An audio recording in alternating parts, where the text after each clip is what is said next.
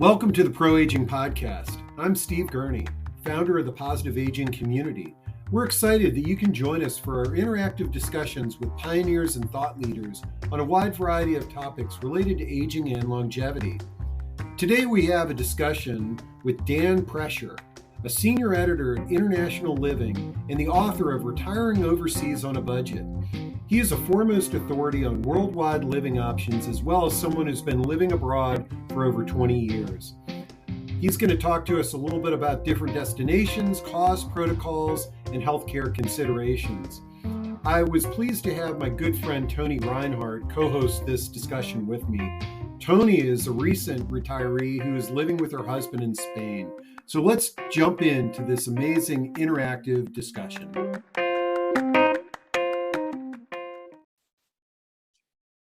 And first, I want to welcome a longtime friend and member of the Positive Aging Community, Toni Reinhart.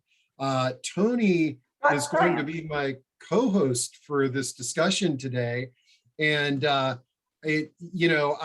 was so excited that I got Dan of International Living to be on this discussion.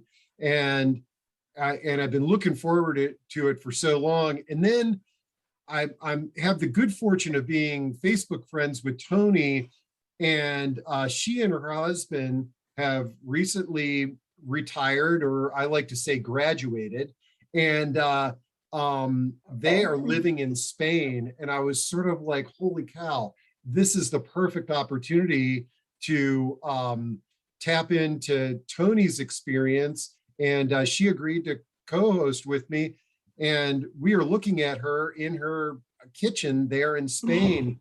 In my Toni, kitchen. we're going to dive into the how, what, and why of how you and your husband made the move to Spain. But let's, for those people in the audience that don't know you, give us a little bit of your background, and then what led up to you living this international lifestyle.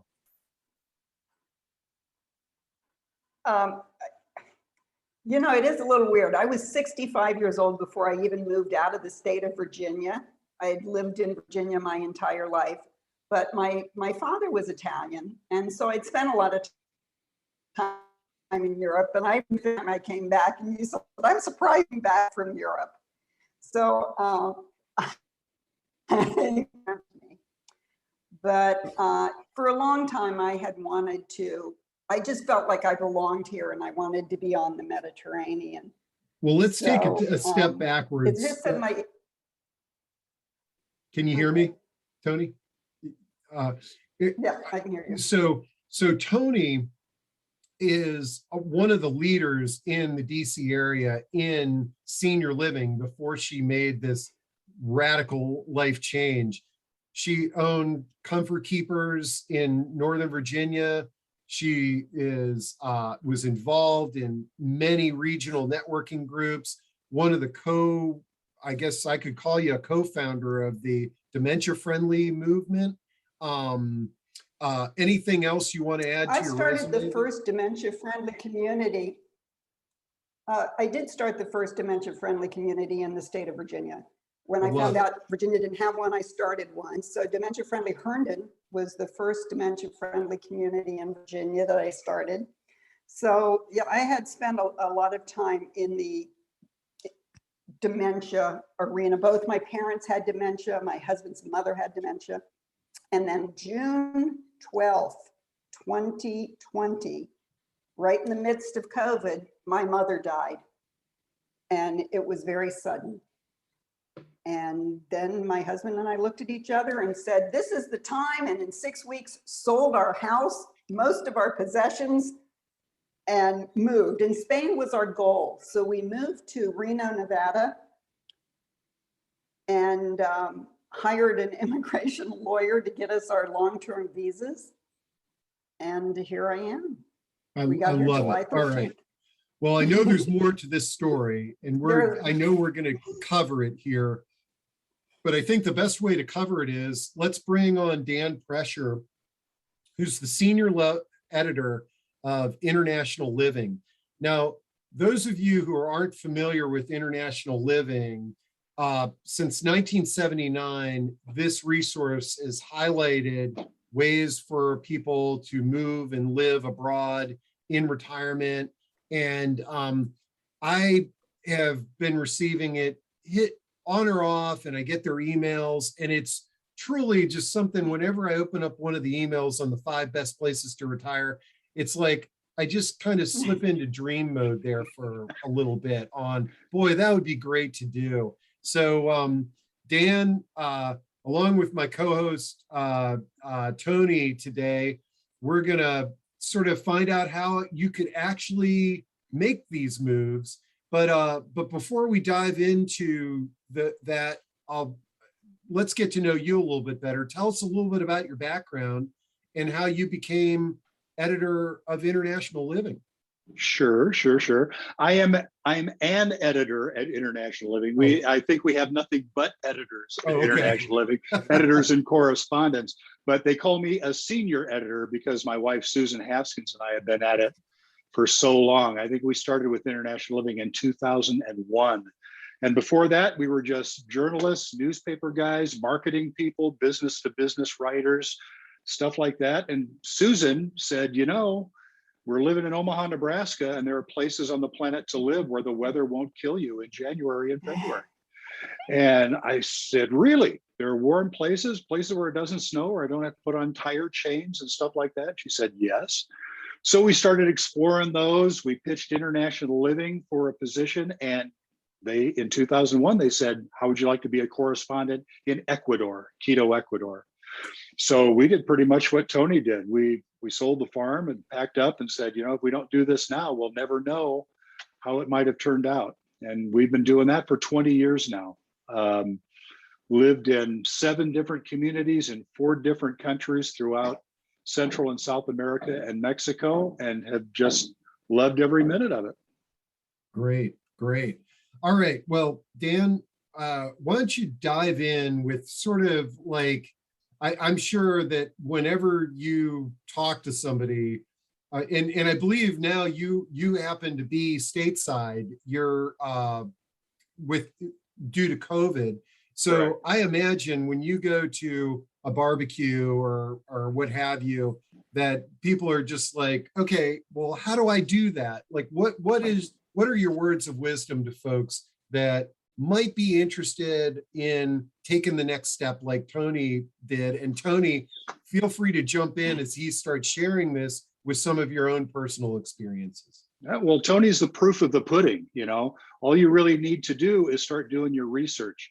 If you decide that living abroad might be something that you want to do, start looking around. And of course, internationalliving.com is always there for you. It's a deep, wide website with just tons of resources. My best piece of advice is just to profile yourself really carefully. Find out what you really actually want. Because I think, as Toni will be able to tell you, there's a difference between vacationing somewhere and actually living somewhere. It's important that you're on the ground long enough to find out what it's like if you actually have to get your mail or get your internet hooked up, or, you know, deal with the post office, deal with the utility companies, things like that. But once you do that, once you make your cut, and once you start exploring those places, it really just kind of falls into place. It sounds like a daunting task, but there's a checklist of things that you need to get your ducks in a row. Once you do that, I mean, Susan and I have done it 7 times now. you do it once and it gets easier and easier and easier every time. You know, but Toni, this is a great opportunity to share something that Toni just shared with me. But Dan, I believe you shared with me that International Living was first founded because of affordability issues, the affordability for U.S. retirees to live in the States. And they discovered these lower cost living arrangements abroad. I'd love you to elaborate on that. And then Toni, why don't you share with folks the living arrangements that you had there and where you are in Spain and how much it costs, because it kind of blew my mind looking at how beautiful that kitchen is. That blew your mind. When I Tony's love this kitchen, and Tony's it's going to be amazing. the poster child for this, but you know, what we tell people is, if tomorrow you could move to some place where you could cut your cost of living in half and not give up anything in the way of services, amenities, healthcare, infrastructure, things like that, would you do it? And most people say, well, sure, I would. And then you say, what if it was outside the United States? And that's just changing your frame of reference. That's just thinking a little outside the box. But once you do that, the world just opens up. There are so many beautiful, friendly, culturally interesting places where you can go and live for less than you're doing in the United States, that I don't know why more people don't do it. But Tony did it. She can tell you why she did. Well, anybody that wants to come to Alicante, I promise to show you around. Because I love Alicante. I'm in Alicante Centro, 750 meters to the beach. It's a blue flag beach. I'm in an amazing 3-bedroom, 3-bath apartment, top floor terrace. We pay 950 euros, which is about $1,100 a month in rent. And this is what really got me, Steve. I was paying, for the two of us, we were paying about $1,800 a month before I was on Medicare, about $1,800 a month just in health insurance with a $7,500 deductible. Yeah. Spain is the 7th best healthcare in the world. And for the two of us, they don't have copays or deductibles. I was just at the doctor today. For the two of us for the year was $3,300. Wow. I know. So, my question there, when you started talking about healthcare, is, well, have you had to use the healthcare? But you've been to the doctors. I know. I was afraid to go because my foot hurt, and I'm like, oh, really? Can you seriously do anything about my foot hurting? And my husband said, we paid for the insurance, go. So I went, and the doctor was really sweet. I really liked him. Helped me with my Spanish. But he said, you know what? I think we can fix this. Gave me a piece of paper to go get tomorrow. So I was at the doctor today. Tomorrow I get my MRI to find out if it's a cyst that he can take care of. So the healthcare is outstanding here, as far as I can tell so far. You know, I've had friends who've had knee replacements here and they love it. It's kind of a two-edged sword, because a lot of people move out of the United States because, frankly, that they've been priced out of the healthcare system in the United States. It's so complicated and so unmanageable. But on the other hand, they move to another country and they're afraid to interface with the healthcare system there because they're not sure if they find an English-speaking doctor. They're not sure if somebody's going to shake voodoo dolls over them or stick pins in them or something like that. Most of the world, in my experience, and my wife's and I experience, I think Tony will back this up, most of the world has healthcare as good or better than the United States, especially in the major metropolitan areas. And it costs significantly less. It's just a matter of getting used to it. It's delivered a little differently. The bureaucracy is a little different. These are all things that you can easily get used to. But most people like Tony, when they finally interface with a public healthcare system or even a private healthcare system in Europe or in Latin America, are just astounded at what they get for the price. It's really an eye-opener. Well, we're the private because that's what the private healthcare system cost me, $3,300 a year for the two of us. So yeah, we are the private healthcare system. So it's excellent so far. Yeah, and Dan, I received an International Living email yesterday that I think one of your other editors wrote a book on Medicare overseas. Now, Tony, are you still enrolled in Medicare in the US, or are you totally detached from that system? Just in case, although I have no plans to return, but just in case, the parts that I have to keep are like the A and the B. I don't remember, but all the Medigap and all the extra stuff, I don't pay anymore. But the quarterly, whatever, the bare bones that you're supposed to pay, that I'm still paying. And I'll do that until it's really clear that I'm not going back. And Ron Elledge, the guy that you're talking about, Steve, the guy that wrote the book, How to Use Medicare for Expats, it's on the International Living website in the bookstore. It's easily available. And I'm going to be doing an interview with him in the next couple of days, answering some of the questions that expats have.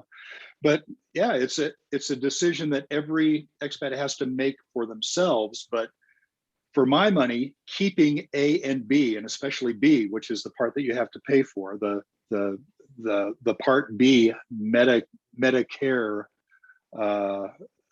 plan, is just a cost-effective thing, because you never know if you're going to move back or not. Like Tony says, things change, and this is not. They call us tercera edad. They call us the third agers in Latin America. But now healthcare is so good around the world and people live so long that this might not be the last act. We might have another life stage or 2 or 3 to go through. And Medicare might be a part of that in the United States. So giving it up just doesn't make sense from Susan and I's point of view. It differs for everybody, though. Great. Okay, well, the questions and comments are coming in. And let's see. First off, so Tony, you still have a fan club here. Sonia Gao says hi. Sonia, Wendy hi. Patcher says, why did you choose to move to Spain? And did you evaluate any other places to live? I did want to be on the Mediterranean. That's just, I've always loved the Mediterranean. My family's from here. And my family's Italian, but Italy is just it's just too much for me. It's too complicated. I have too much family there. So, but Spain is easy. Spain's got excellent healthcare, excellent infrastructure. They say the bureaucracy is bad, but it's not been bad for us. So between the infrastructure, the food, the climate, the cost of living, and the healthcare, Spain was just a huge winner. And Dan, I mean, now you're an editor of International Living, but you sort of went through Tony's experience many years ago. What made you choose the location that you chose? And then you've mentioned you've done this 7 times.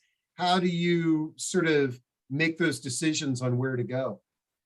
A lot of our job decisions were our move decisions were job related, because these are places that International Living wanted to cover, and we wanted to go there and explore them.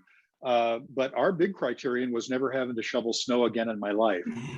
And here I am in Nebraska in, November's coming up, so figure that out. But we just wanted warm weather. We wanted interesting culture. We wanted lower cost of living.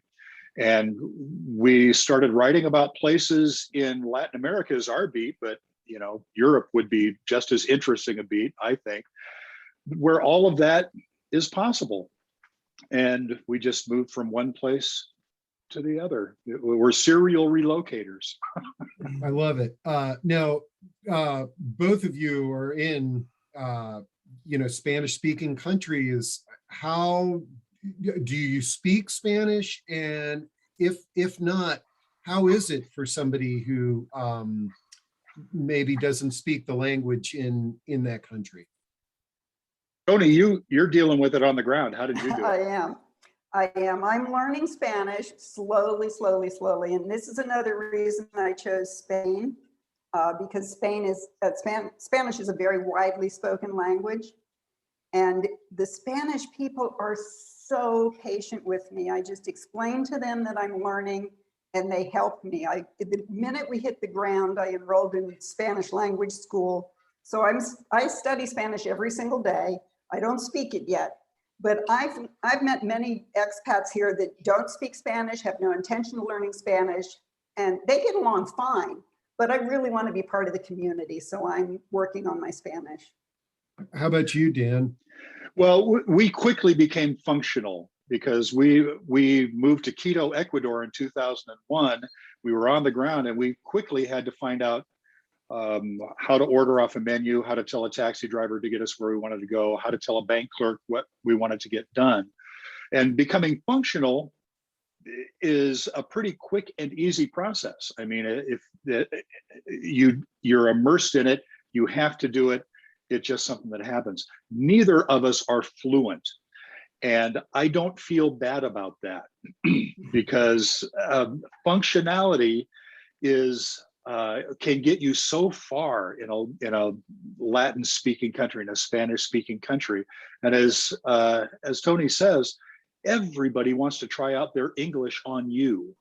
So between your Frankenstein Spanish and their Frankenstein English, there's no problem communicating. There really isn't. People are much more afraid of it than they should be. But getting functional happens really, really quickly. If you have the time and you have the intention to get fluent, then you can say things like, well, yesterday, if I would have been in the mood to do the thing that I want to do tomorrow, I would prospect that I would, and mix up tenses and all that. I can't do that. I go, that want me to eat. Go now, how much? And it works. It all works. Oh, that's great. Toni, you mentioned the expat community. Did you find it hard to make friends and make connections with either the locals or finding sort of a community where you feel like you fit in? And Dan, I'd be curious about your experience too. I'm still working on that. The first thing we did was find the Lindy Hop dance community, and they're all Spanish. So luckily we already knew how to Lindy Hop because we're learning Spanish. So that's helping me make Spanish friends. They invited us to a party, so I had a Halloween party to go to. And Facebook groups, there are expats Alicante, expats in Spain, there are all these, and I've got a meetup for hiking. So I think that if you're the kind of person that I think you really need to be the kind of person that's going to reach out and be active in including yourself in a community. And then that makes it easier for you. And Steve, you know me, I don't like just sit back. I walk up to somebody and say, "Hey, I heard an English accent." And both Toni and her husband are big in the swing dancing community in Northern Virginia. I tried the lessons. It's a lot of fun, but it's not as easy as it looks. But that's great that you're able to find a community that enjoys an activity that you've enjoyed for so long. Dan, how do others find it and how did you find it in making connections to a community and feeling like you're a part of the community? It was part of our job to go explore places where expats had expressed an interest in. So there are places on the planet you can go where there are no North American expats. They're few and far between. We're everywhere. But the internet has changed everything. As Toni says, you can get on the internet now and get on Facebook and find a thread, find a Facebook page, find a bulletin board for every place on the planet where there are North American expats. I swear that if you want to connect with somebody somewhere in a specific location, the internet will let you do that. I could find somebody in Quito right now who could tell me what store to go to in La Floresta for a Phillips head screw and get an instant answer if they're online, or at least find out by the end of the day. So the research has become incredibly easy right now. And it's the flip side of that is it's a great way to keep in touch with your family and friends back home. Becoming an expat moving abroad used to be a daunting thing because you'd lose touch with people. You couldn't figure out how you'd get back to see them, how you'd find out about special events. When we lived outside the United States, we FaceTimed with our family every day. We had Skype calls with them. We exchanged emails constantly. The internet has just changed everything about the expat experience in a positive way. Great. Okay, we got a pile of questions here to get through, and there were some really good ones. Kim Jones Turner says, "Do you worry at all about terrorists? I know there are terrorists here in the U.S., but I would think there might be more to worry about overseas. Also, abductions in Mexico and crime." And I think that, Dan, when you and I talked about sort of some of the downsides of this is its changes in some countries' sort of political structure and things of that Right. nature. Can you all elaborate on if you have any fears or things that precautions that people might need to worry about? From an international living point of view, crime is a very localized phenomena. We rate countries on our global retirement index. We do country ratings, and safety is one of those ratings. But you really can't accurately gauge the safety of a country any more than you can gauge the safety of a city. I mean, there are places in Omaha, Nebraska. There are places in Denver, Colorado. There are places in Kansas City I wouldn't go and I wouldn't live just because they're more dangerous in other parts of the city. International living doesn't recommend a community to go to and live in that we wouldn't go and live in ourselves, because we do. I mean, the editors, the correspondents go to these places, they live in them. Every place that we have lived in Central and South America and Mexico has been statistically safer than most major metropolitan areas in the United States. I wouldn't live anywhere where drugs are processed or shipped, or where drug financing takes place. It's not hard to tell where those places are. If you're not involved in the drug trade, if you're not involved in that kind of stuff, we have no worries. Terrorism that's a subject I really don't know how to address, because that seems like chaos to me. And I don't know how you prepare for chaos. Toni, did you have any thoughts about that when you? Yeah. Europe's incredibly safe. Europe's incident, you know this, you're an editor at Guide for International Living. Violent crime is very, very rare in Europe. It's pickpockets, it's stupid stuff. I mean, don't go to an outdoor cafe and put your purse on the back of your chair and just stuff like that. Crimes of opportunity. Violent crime is very, very rare. Yeah. Great. Okay, so we're gonna get through these. This is awesome. Okay, so someone asked, how often do you travel back to the US? I guess, Dan, you've been doing this for a while, but Toni, what are your intentions? Like, how often do you think you're gonna come back here? I think I heard you say you're never coming back, but to live. yeah. But how often when you make a move like this, what is the frequency of coming back to the US? You know what, we haven't worked out the details yet, probably about once a year. But as you guys know, and the rest of the people don't know, we didn't get here till the middle of July.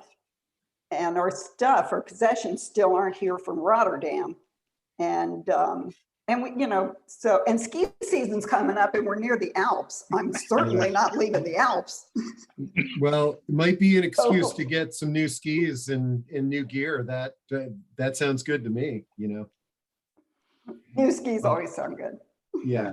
Well, for our part, in the 20 years that we were abroad, before COVID, when things were normal and travel considerations were your normal stuff, we just came back when we had to.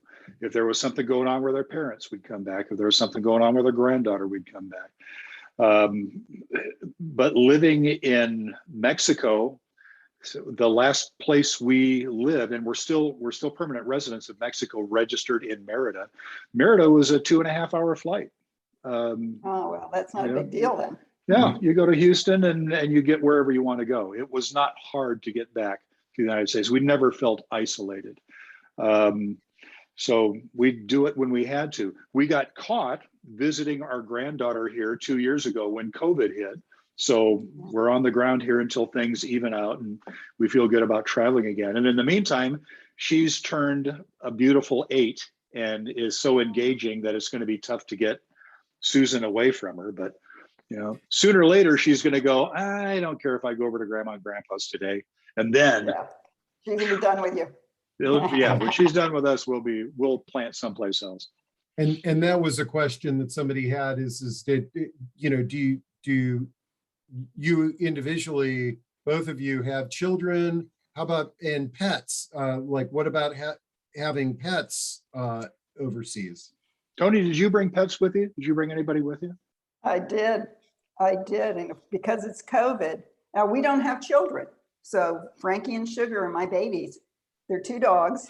And because of COVID, they couldn't come as baggage, as checked baggage, and they had to come as cargo. So they were almost $20,000. So it was a little painful, but again, children probably would have been more expensive. So there you go. But Dan, it sounds like you, Dan, it sounds like you do have kids. Did you start this adventure when your kids were younger and they were traveling with you, or have you, did you do this when your kids were grown? We did it when our kids were grown, and they, like everybody's kids, they went, what are you thinking about doing? You're going where?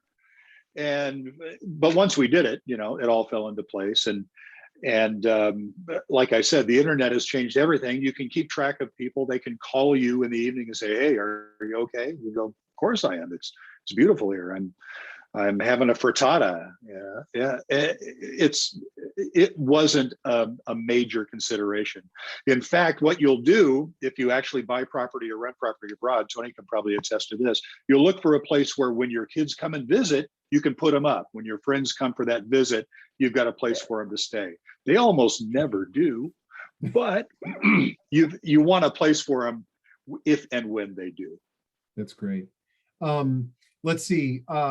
Cindy asks, how long can you stay in another country while maintaining U.S. citizenship? It's a common misconception. You don't lose your U.S. citizenship no matter what you do. To get rid of your U.S. citizenship, you have to actively renounce it. Becoming a permanent resident or even getting a passport in another country doesn't cancel your U.S. citizenship. It gets a little complicated and legalistic and bureaucratic, but long story short, Susan and I have been permanent residents of several countries in the last 20 years, and never has it affected the status of our U.S. citizenship, and we just wouldn't give it up. There's no reason to give up U.S. citizenship as far as we're concerned. It's still the best passport on the planet, I think. So yeah, the only way you can lose your U.S. citizenship is if you actively renounce it, and I don't know why anybody would do that. Great.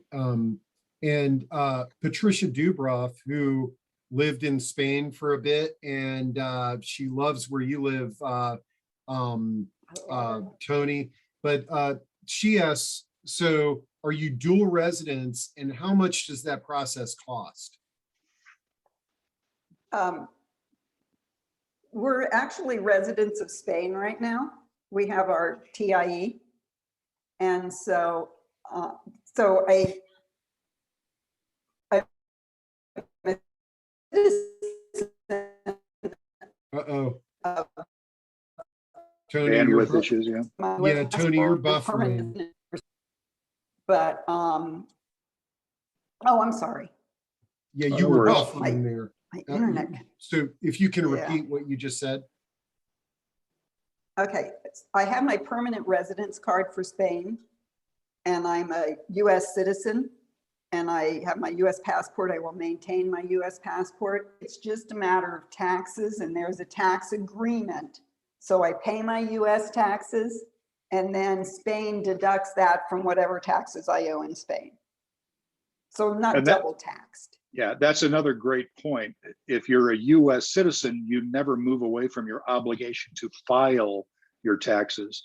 You may live in such a way that you don't owe any taxes, but you always have to file. And in the US, we're taxed on our worldwide income. But most places there isn't a problem with double taxation because those treaties exist. Yeah.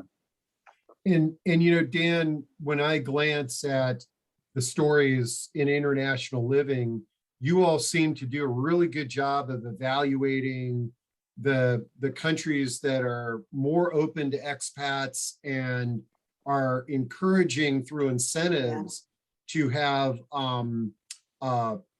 retirees living there. Right. I know they sometimes are referred to as pensioners or what have you. Yeah. Can you share with our audience some of these incentives? And Tony, I'm curious, in Spain, have you discovered special incentives for being an expat that is encouraging you to be there? Tony, did you get a pensionado visa when you moved? I have a non-lucrative visa, which Okay. is probably what they call it a non-lucrative. I'm not allowed to work. Right. I'm actually on my husband's visa. It's a long story, but we have a visa and we're not allowed to work.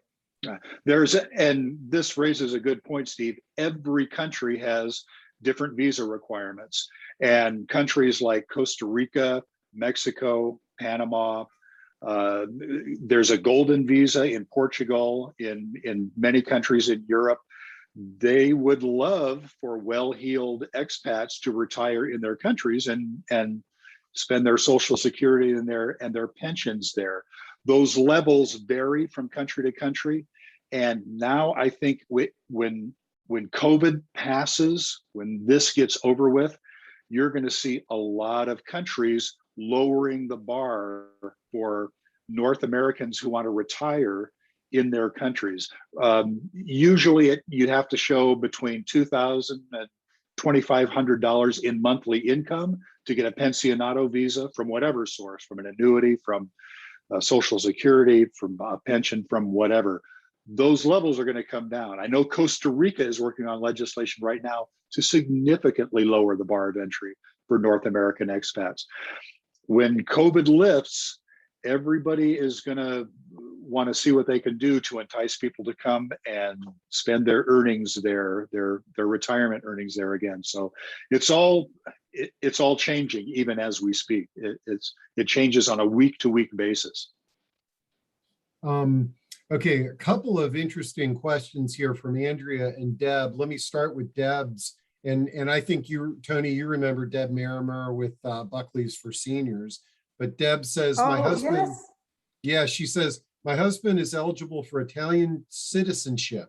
And by virtue of getting married to him before 1983, I am as well. We're in the process of getting our case before the Italian courts. And I understand the process takes about 3 years. This gives us a lot of time to get our questions answered, and we have many. Can you address any situations you wished you had known before moving, things you may have done differently or wished you had looked into more? More importantly, now's the best time to educate ourselves before the move. Books to read, websites, newsletters. Well, Deb, if you're not already an International Living subscriber, I would endorse that. But yeah, anything that you wish that you would have done, or both of you? The only thing, really, because I'm not a person that looks back and regrets, I just move on. But so many people said, don't ship, show up with a few suitcases. And I thought, oh my, I have to keep this, I have to keep this. And my stuff has been stuck in Rotterdam for now 4 months, and we still don't know when we're going to get it. So I really, so if it's possible to just sell everything and show up with suitcases, the people that say do it, yeah, they were right. They were right.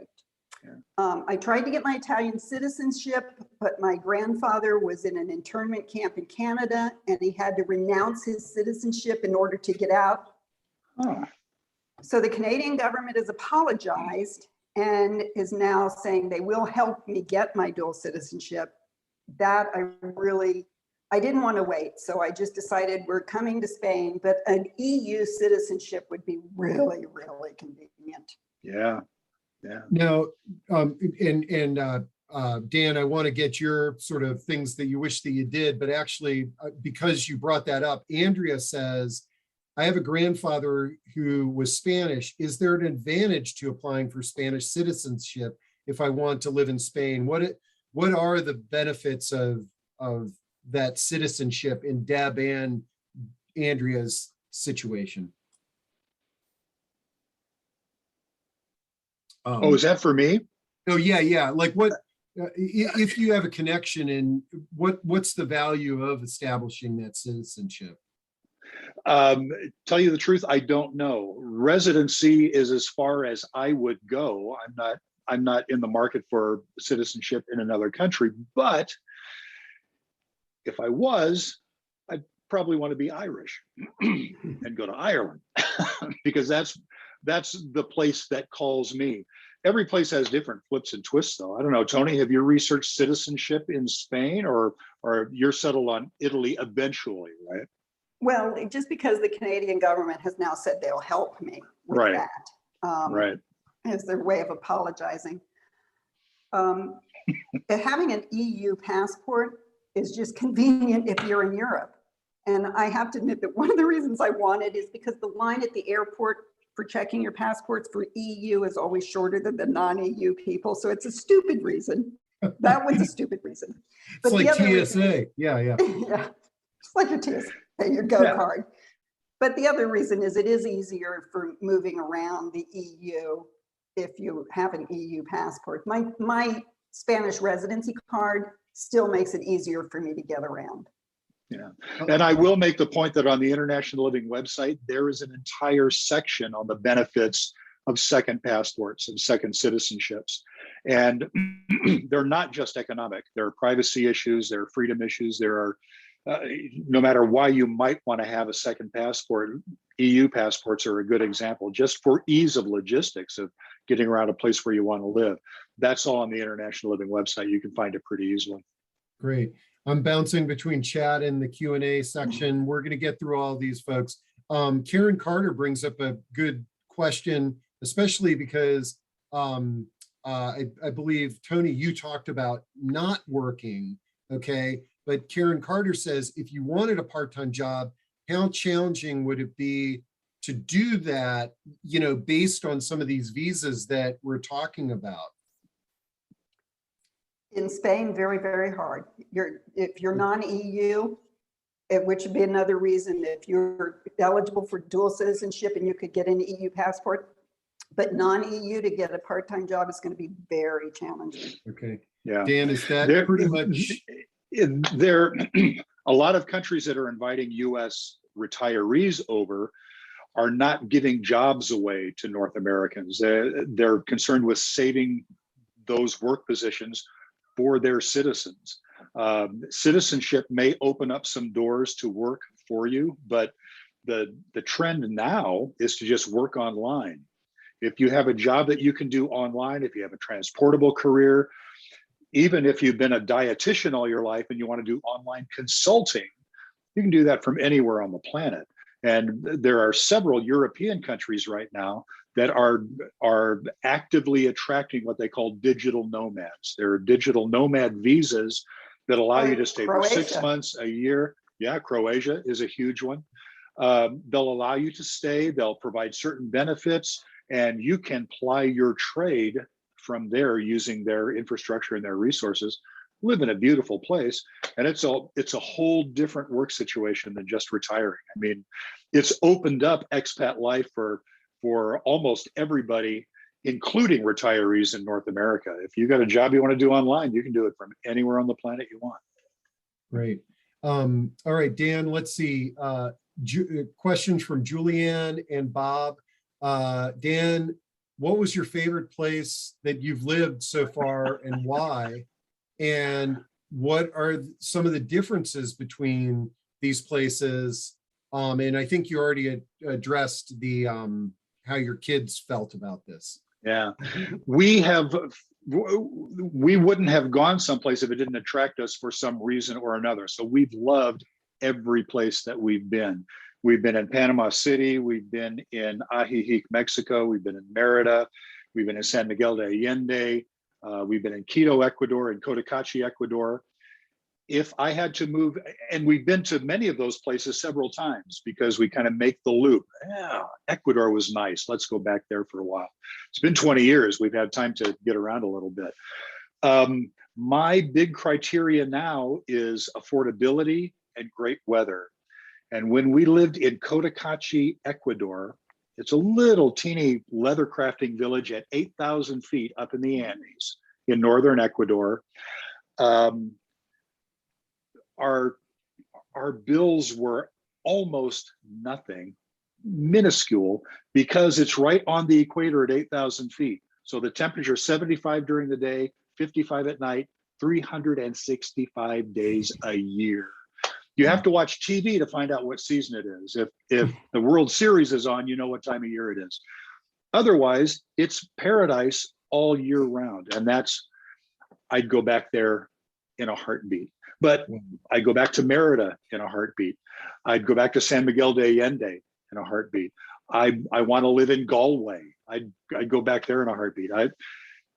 I've mentioned it before. Susan and I now are just serial relocators. Once we're someplace for a year or two, we start getting itchy feet and going, where's the next best place? So long story short, we've loved them all, but the one with the best weather and the lowest cost of living, that's top of my list. That's really cool. Bob asks, I want to rent in Mexico before deciding to buy. Does International Living provide a way to advise individuals on the best way to find rentals in different cities?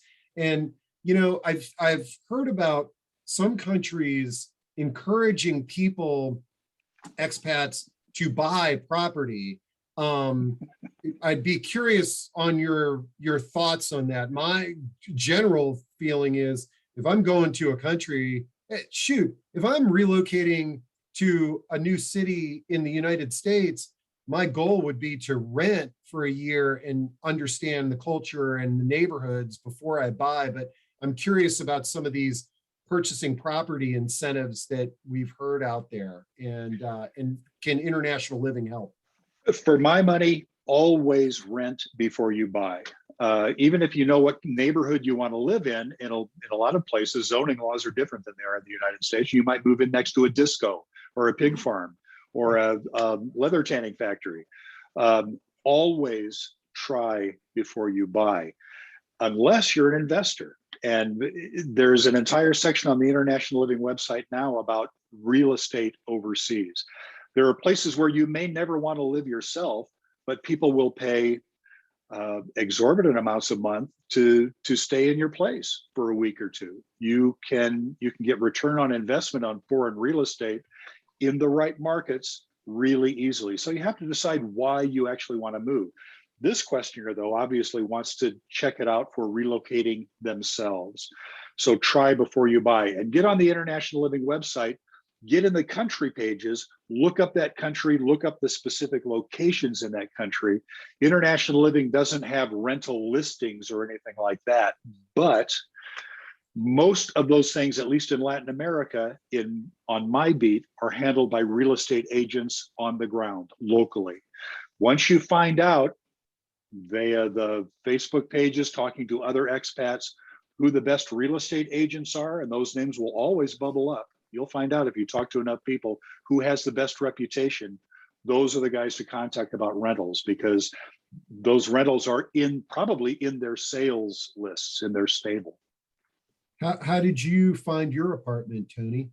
It was, believe it or not, it was just not easy. Spain is, it's difficult. There's no like MLS like we have in the United States. Right. And I didn't realize that, and I didn't realize how it worked. Now, we stayed in Valencia for 6 weeks so we could figure out where we wanted to be, but we very quickly realized Alicante was it.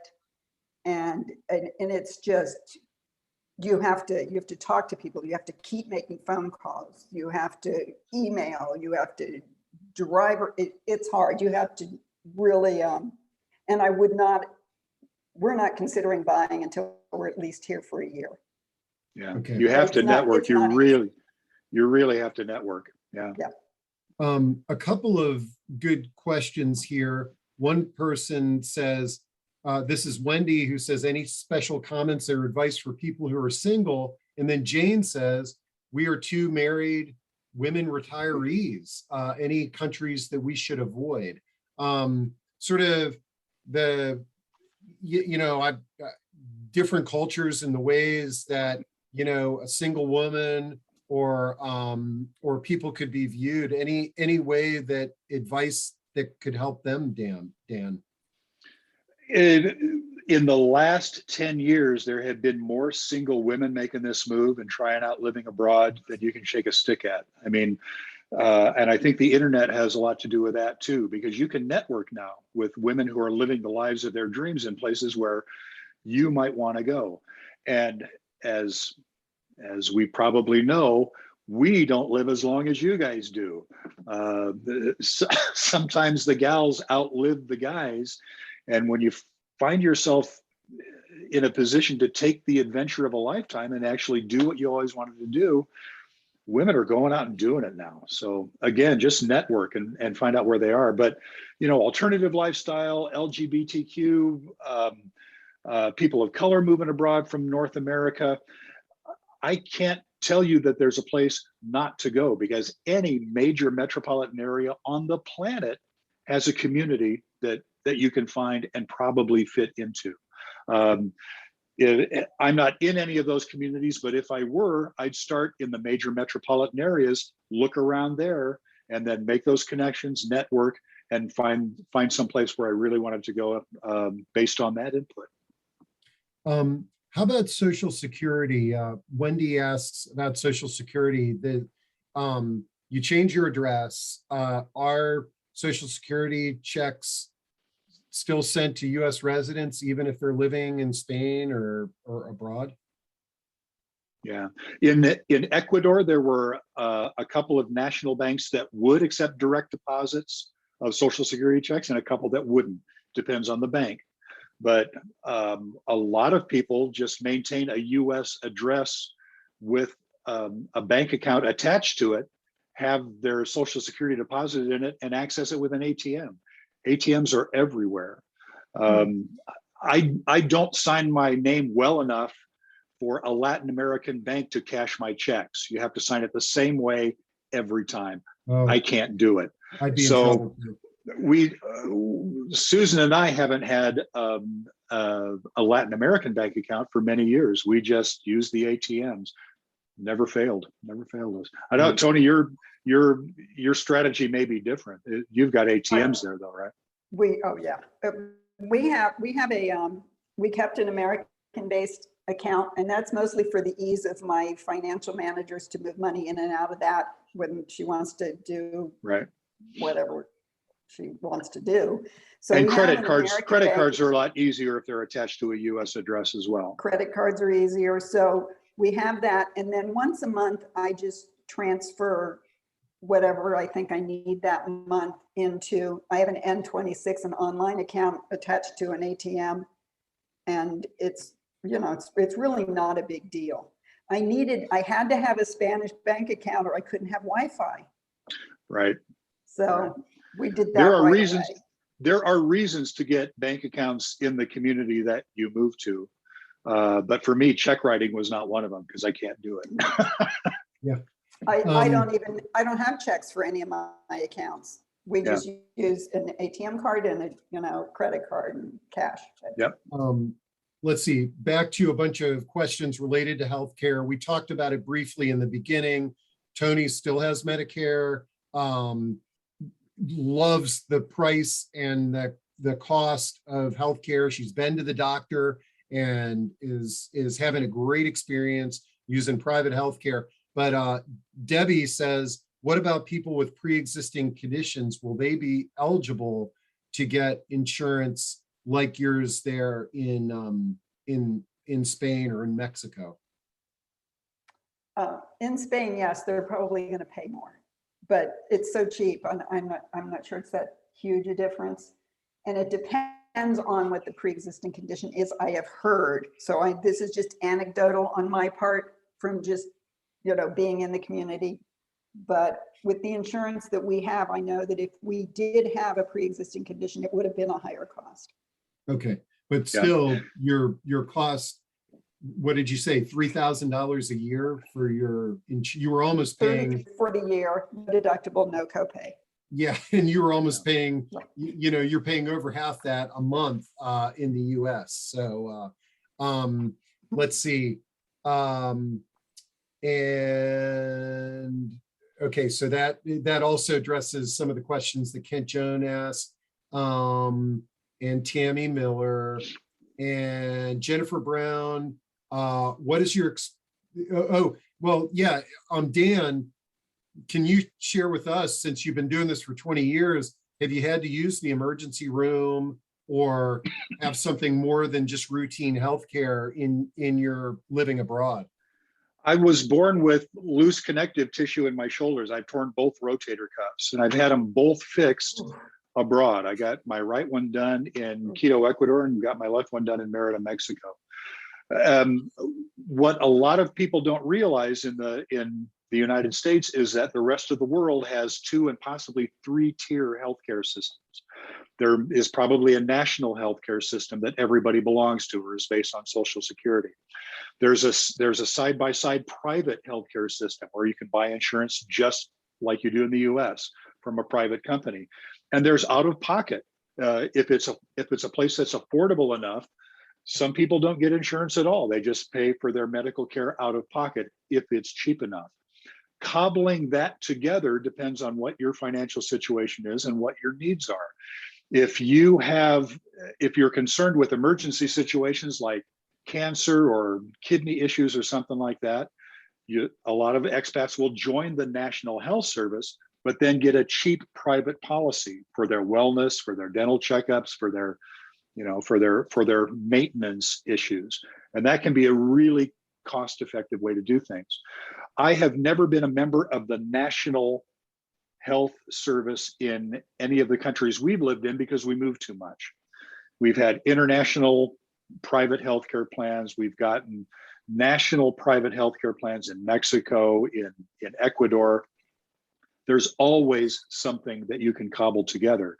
Those private healthcare plans almost always have exclusions for pre-existing conditions because that's what private insurance is like. They don't want to take on the risk, and they don't have to. More and more national healthcare systems like Ecuador, and I think Mexico is going to follow this as well, Costa Rica might as well, have just done away with pre-existing conditions. That's just called your medical history. Doesn't make any difference. If you join the National Health Service in some of these selected countries, doesn't make any difference if you've got a bad heart or a history of cancer or what your pre-existing condition is, you're covered. That coverage varies with how well it's funded in any particular country. The National Healthcare Service institutions are usually a little less funded than the private hospitals and the private healthcare institutions for obvious reasons. So, do your cost benefit analysis. Do you want public healthcare service that you may have to wait a little while for, that is a little less well funded in the country, but covers everything?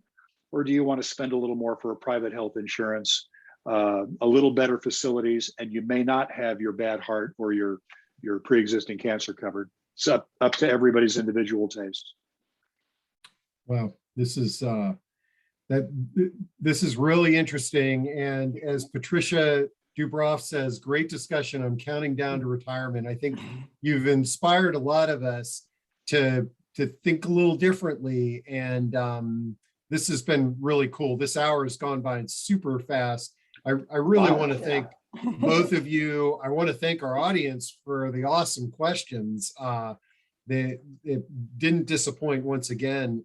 And make sure that you go to International Living. I tried to drop in the links that Dan referenced into chat there.